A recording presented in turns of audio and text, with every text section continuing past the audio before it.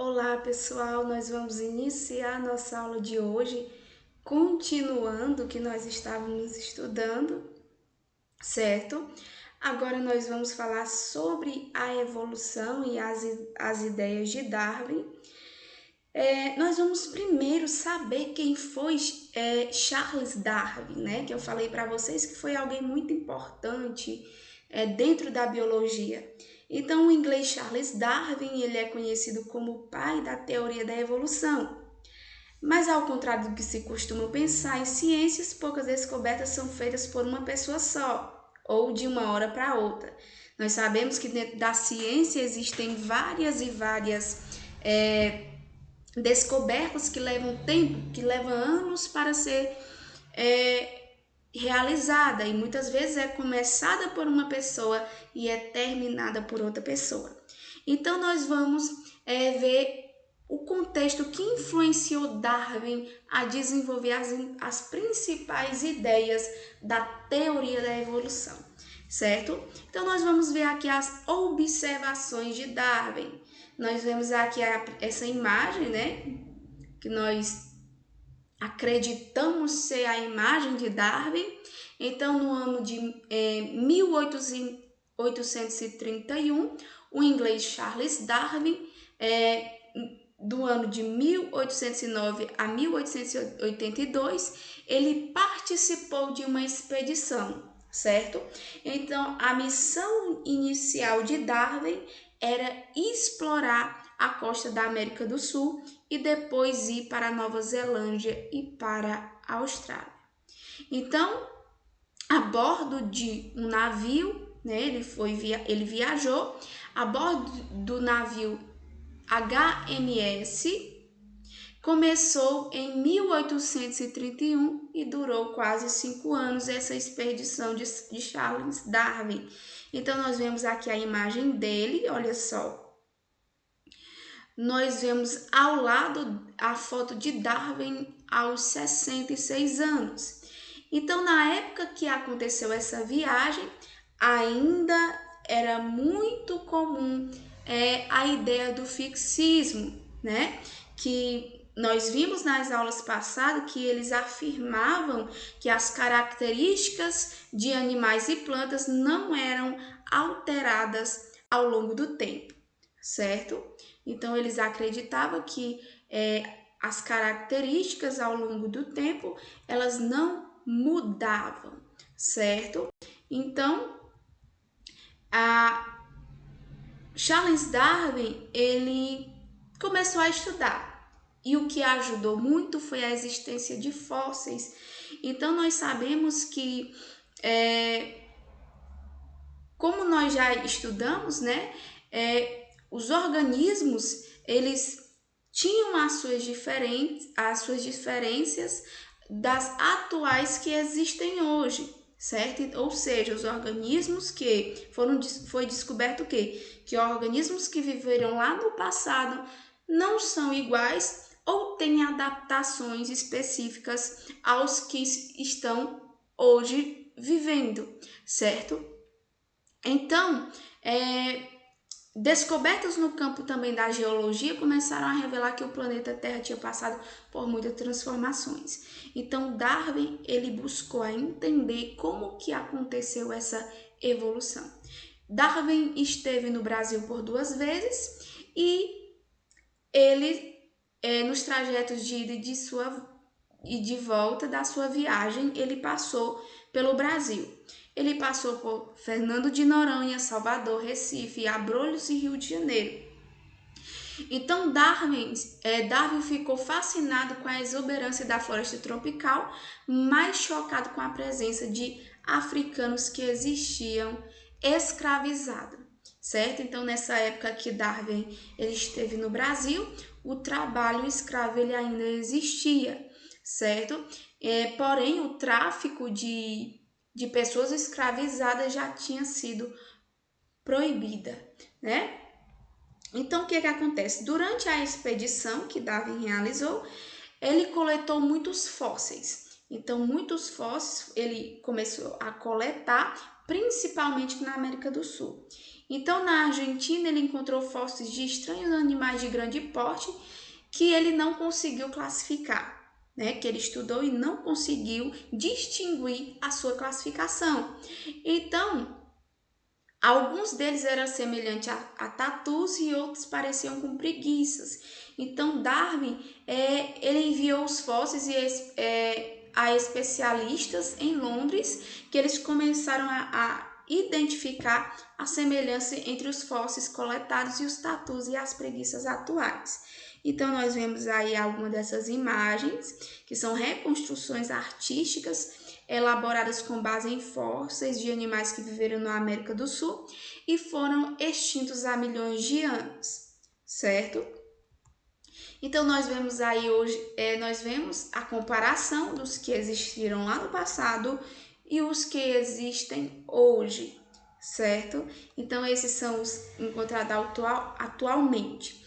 Então, ao comparar esses animais do passado e do presente, Darwin ele começou a perguntar por que os fósseis dos animais gigantes haviam sido encontrados nos mesmos lugares onde hoje vivem os mesmos animais que são semelhantes a eles, porém que esses animais eles são encontrados em porte menor. Então, a explicação de Darwin foi dada da seguinte forma, que as transformações das espécies elas aconteciam através de um ancestral comum, ou seja, através de outro animal que era muito parecido, que era muito idêntico a ele mesmo, certo? Então, Darwin ele também observou que o mesmo tipo de animal ele apresentava várias características de acordo com a região em que ele se encontrava, certo? Por exemplo, uma ema encontrada no poste da Patagônia era um pouco diferente da ema do sul da Patagônia. Então, Darwin ele esteve também nas Ilhas de Galápagos, ele esteve em um conjunto de ilhas no Oceano do Pacífico e lá ele foi observando esses animais. E eles viram que existiam animais que eles estavam presentes em um local, porém em outros lugares eles não estavam, né? Outros eram encontrados com um porte maior e outros em portes menores. E algumas espécies de aves ficaram como muitas espécies de iguanas, tartarugas, de grande porte e algumas espécies de aves ficaram conhecidos como tentilhões de Darwin. Ou seja, Darwin ele começou a se aprofundar a esses animais, ao estudo desses animais através dessas expedições que ele realizou. Então, nós temos aqui uma imagem da ilha de Galápagos, que fazem parte do território do Equador e se localizam cerca de 1.000 quilômetros da costa. Então, nós vemos aí em detalhe no centro do mapa as principais ilhas pertencentes a esse arquipélago. Então, nós temos aqui a Ilha Isabela, Ilha Fernandinha, Ilha Santiago, Ilha Santa Cruz. Então, nós vemos aí várias ilhas que estão situadas, né?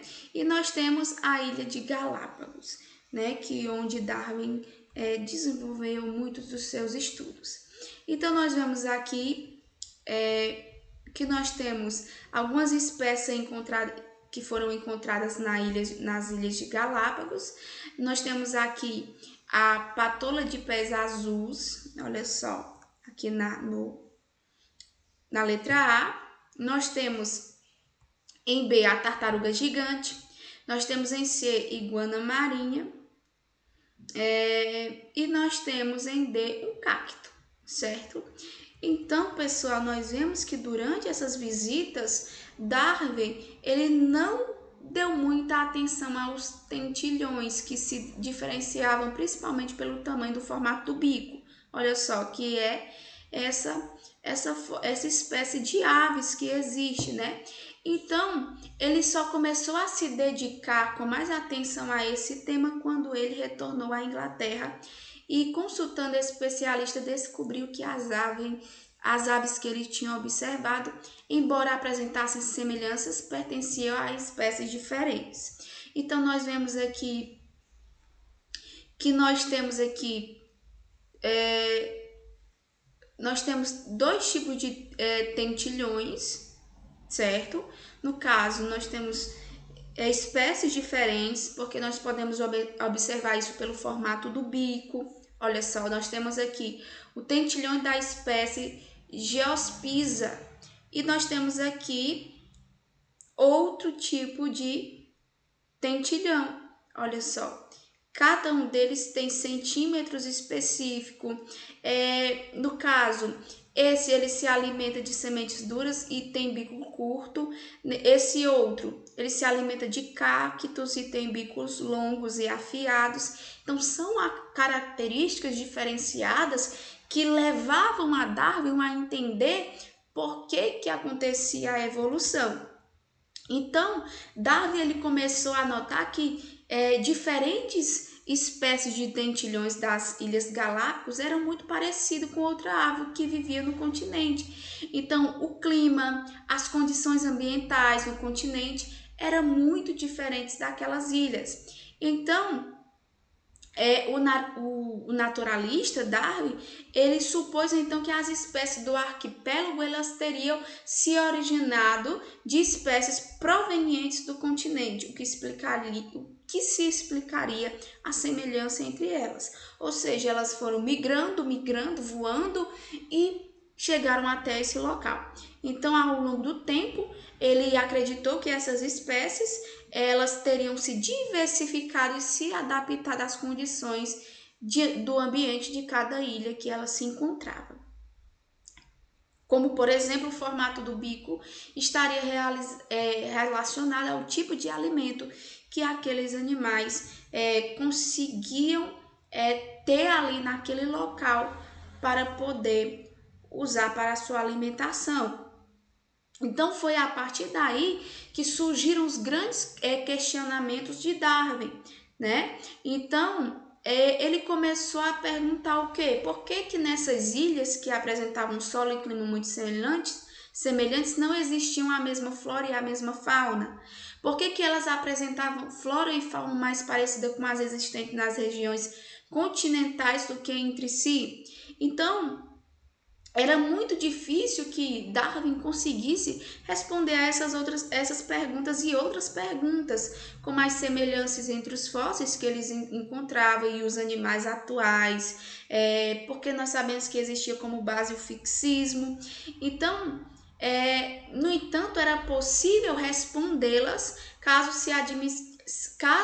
fosse admitido que as espécies semelhantes seriam descendentes de uma espécie que tivesse um ancestral comum, ou seja, existente no passado e que passou por modificações com o passar do tempo, né? Então, essa ideia de descendência com modificação a partir de um ancestral comum ficou defendida por Darwin, né? Darwin, ele acreditava então que esses animais eles sempre existiram, só que eles foram passando por transformações, adaptações, dependendo do ambiente que eles estavam. Ou seja, eles existiam, mas eles passaram por evoluções, ou seja, transformações ao longo do tempo, dando origem a outros animais com um ancestral comum.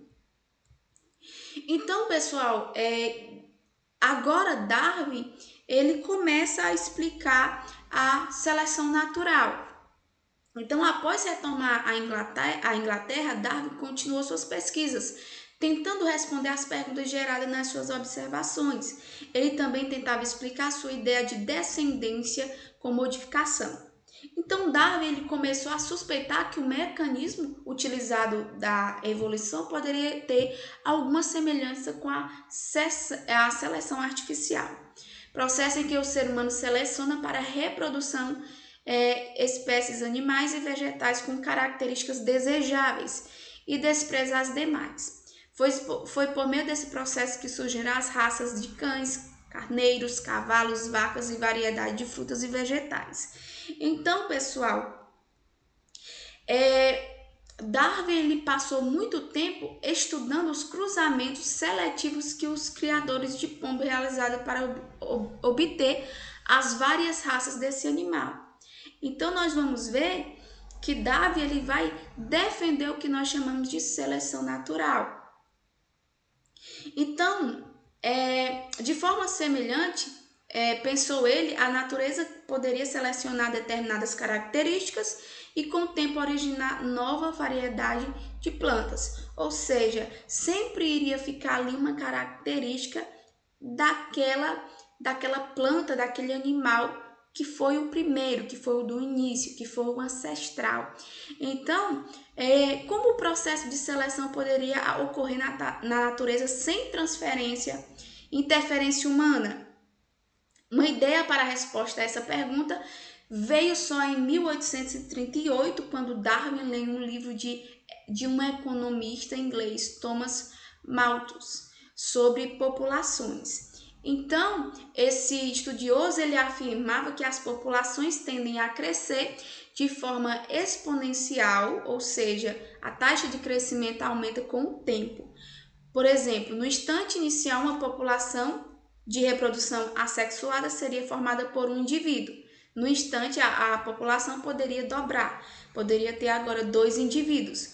O próximo instante, ela poderia dobrar e ter 4 indivíduos e assim sucessivamente. Então, pessoal, o que é que Darwin ele começou a estudar? Que o crescimento mais rápido da população pode ser maior que o número de recursos. Então, considerando tudo isso que Darwin estava estudando, ele concluiu que nem todos os organismos que nascem conseguem sobreviver e se reproduzir. Ou seja, os indivíduos que têm melhor oportunidade de sobrevivência, eles conseguem se reproduzir e carregar as suas características. E aqueles que não têm condições favoráveis a seu ambiente, esses indivíduos não teriam tantas condições de sobrevivência. Então, os indivíduos com maiores oportunidades de sobrevivência iam conseguir recursos para enfrentar as condições desfavoráveis, certo? Então, esses indivíduos teriam uma maior probabilidade de se reproduzir e gerar seus descendentes férteis. Então, nessas condições, as características favoráveis tenderiam a ser preservadas e as desfavoráveis seriam destruídas. Então, nesse caso, Darwin chamou isso de seleção natural. Ou seja, a seleção natural nada mais é do que a preservação de variações favoráveis e a eliminação das variações desfavoráveis, certo? Segundo Darwin, pelo o lento e constante processo de seleção natural ao longo das gerações, as espécies elas iam se diversificando, certo? E tornavam-se mais adaptadas ao ambiente em que elas estavam sobrevivendo. Então, nesse caso, as adaptações são, portanto, características que vão facilitar a minha sobrevivência, a sobrevivência de outros animais em um determinado ambiente, certo? Então, essas adaptações são resultado de variações entre os indivíduos e do processo de seleção natural. Então, Darwin, ele conclui no trecho do seu livro em 1859 sobre a origem da espécie por meio de seleção natural ou preservação das raças favorecidas na luta pela vida, que ficou mais conhecido em português, e esse livro é muito conhecido como A Origem das Espécies, certo? Então, aqui nós temos um trecho, né, do livro de Darwin. Depois vocês podem realizar a leitura desse trecho, certo? Então, quando Darwin ele menciona variações úteis ao homem, ele está se referindo ao processo de seleção artificial amplamente utilizado pelos seres humanos para criar variedade de plantas, cães, gado e etc. Isso carregando certas características consideráveis úteis que vão ser utilizadas, certo? Então, pessoal, para Darwin, as mudanças ao longo das gerações são muito mais lentas quando ocorrem naturalmente do que as que são provocadas por seleção artificial. Então, nós vamos ver o quê? Que há uma diferença, que a seleção natural, ela vai acontecer bem mais lentamente. Já a seleção artificial, não, certo? Um esquema de como a seleção natural promove uma mudança nas populações. Então, nós podemos ver aqui que nós temos uma população inicial, certo? Nós temos 20 gerações depois e 40 gerações depois. Então, nós vemos que há uma seleção, certo? Natural. Então, nós vamos ver que, com o conceito de seleção natural, Darwin ele vai explicar a língua e o comprimento do tamanduá, né? Como nós vimos naquele outro capítulo, que ele vai dizer o quê? Que o tamanduá ele só tem aquela língua para poder se alimentar. Então, ele vai dizer que uma população inicial, alguns tamanduás, eles possuíam língua mais comprida do que a de outros. Por isso, eles tinham maiores chances de capturar insetos e, consequentemente, iriam sobreviver, porque eles iriam se alimentar e chegar até a vida adulta. Então, essa característica hereditária foi transferida para as gerações seguintes. Então, ele vai dizer que permaneceu aquela característica que fazia com que gerasse um melhor potencial para a sua sobrevivência. Assim, o número de tamanduás com língua maior do que a média aumentou ao longo das gerações, o que significa que a frequência de animais de língua mais comprida aumentou de maneira gradativa e hoje existe apenas tamanduás com línguas grandes, certo? Então, nós vamos ver que Darwin ele começa a realizar muitos estudos e esses estudos foram muito conhecidos e defendidos por Darwin. Porém, existiam limitações em relação às teorias de Darwin.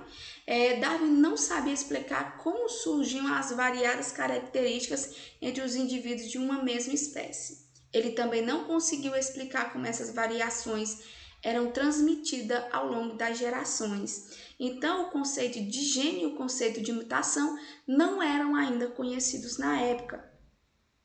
Que nós sabemos que quem foi estudar a genética, quem foi descobrir muitas coisas pela genética foi Mendel, certo?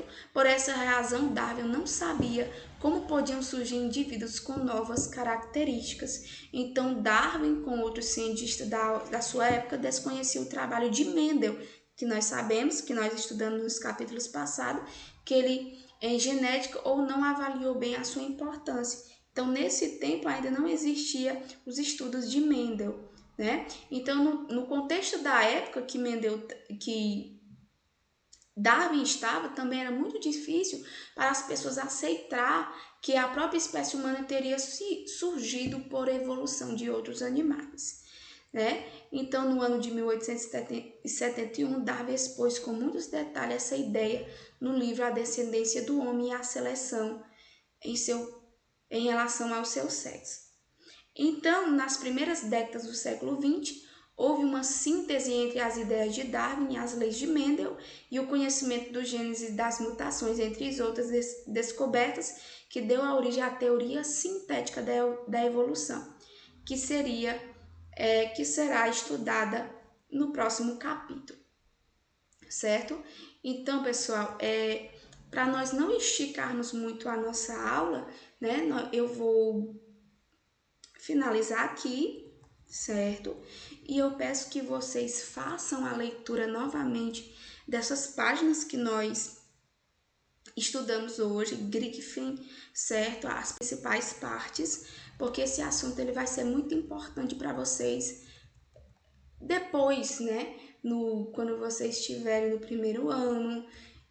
Então leiam sobre esse capítulo, que ele é muito importante e ele é muito interessante para que nós venhamos ter um conhecimento maior, tá certo? Então a gente vai finalizar a nossa aula aqui e até a nossa próxima aula.